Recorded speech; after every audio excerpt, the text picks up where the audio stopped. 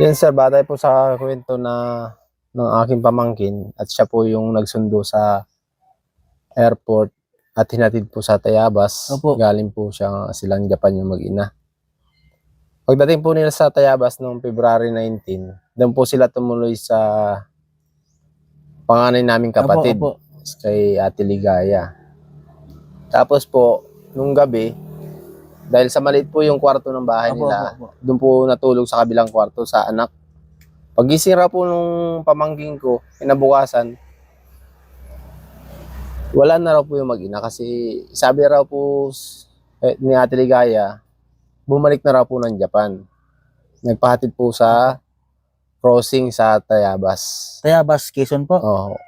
Doon po ba sa loob ng bahay, wala po bang kung sa ano, mga bakas na... Yun Hindi po ang magulo. inalam po namin kanina, sir. Dumaan po kami sa PNP Tayabas. Opo. Tinanong po namin yung kasama sa nag-investigador doon. Sabi ko sa kanya, sir, totoo po bang napablatter po dito yung pamangkin ko? Sabi, oo, totoo. Tapos, kasama rin po ba kayo, sir, doon sa nag-investiga sa bahay nung ano? Oo. Kaya lang ay wala kaming nakita roon.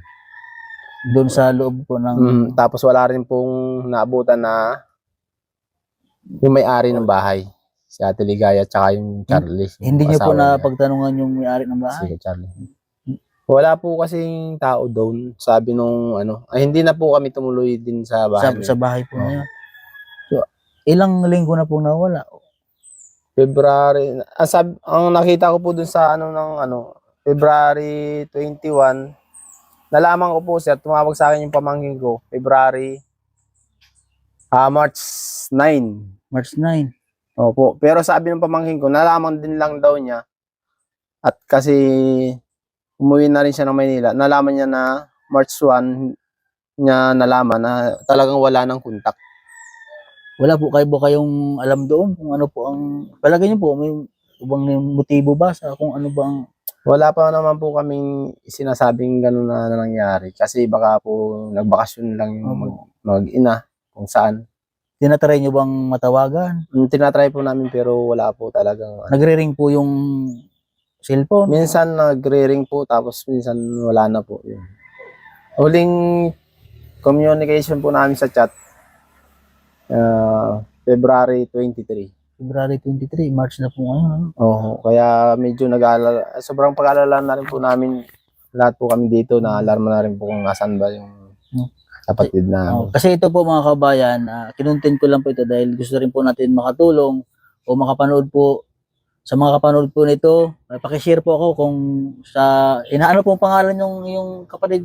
Ano po pangalan niyo kuya? Florante Oliva po. Si Florante. So, ano po yung pangalan inyong kapatid? Si Lori Litada po at saka si May Mutegi. Anak niya po yung kasama niya? Opo, anak niya po yun.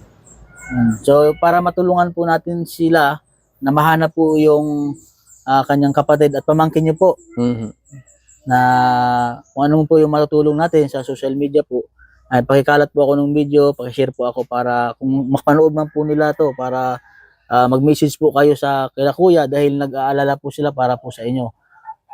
So baka mayroon po kayong mensahe po. Kaya kung makarating man po kay si Rapi na matulungan po kayo. Sa Rapi, ako po yung nananawagan kung sana po ay matulungan niyo po kami sa ano man po, kung halimbawa nawawala man po yung aming kapatid, nawa po ay matulungan niyo po kami na mahanap o kung sino man po nasa likod ng ano po ito, sana po ay makita at mahuli kung ano pong kung meron pong nasa likod nito. Sa palagay niyo po, kaya kuya, meron pong sa likod po nito na nangyari sa inyong kapatid? Yung pamangkin? Palagay niyo lang po. Sa palagay ko po baka meron po kasi yun po ay kung ano po may...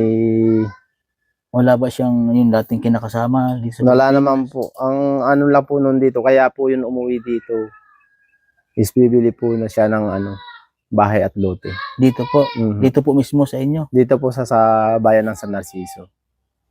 May babayaran po siyang bahay. Sabihin, mayroon pong dala-dalang pera po yung kapatid. Yun po. Isa rin po yun sa namin.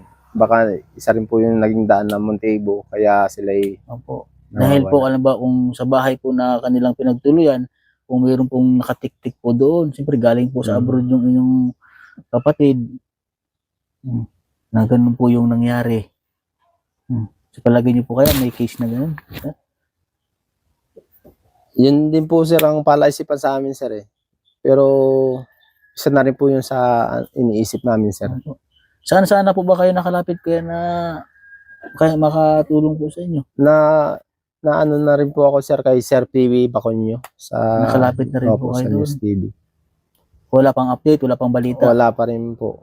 Hindi pa po na papawd. Tinulungan din po ako ni Sir PV na lumapit sa NBI. Opo. Meron na rin po siyang binigay sa amin. Ano po yung mga aksyon na ginawa nyo? Katulad po halimbawa, kasi yung iba, pag mga ganong missing po, meron pong nilalagay na mga yung picture po ng inyong pamangkin at yung ate na pinapadikit po sa mga bawat bayan po kung saan po sila nawawala. Meron na po sa aming umano rin yung aking pamangkin na si Tibong, Opo. si Joselito Lustado, vlogger din po ata yun. Opo. Nagpa-print na po siya ng pangalan na picture dun sa Los Baños, Laguna. Doon Los na rin Baños. po siya Opo. dikit kagabi po siya nagsimula. Doon po kaya sa bahay po na kanilang pinagtirhan o yung pinagtuluyan, wala po kayo, di ba may mga CCTV po. Yun po Hindi sir, po kayo nagtanong-tanong doon? yun na rin po sir yung pag ano po namin kaninang umaga, dumaan na Opo. rin po kami dun sir. Nagsiyasat po kami sa lugar, sa Tayabas. Opo. Wala po talaga kami sir nakitang camera. Wala pong CCTV sa Wala mga po. part na yun. Opo. Kahit yung mga papasok po ng may kantuhan man, Wala kasi po. wala din po. Oh. Ang hirap po ano.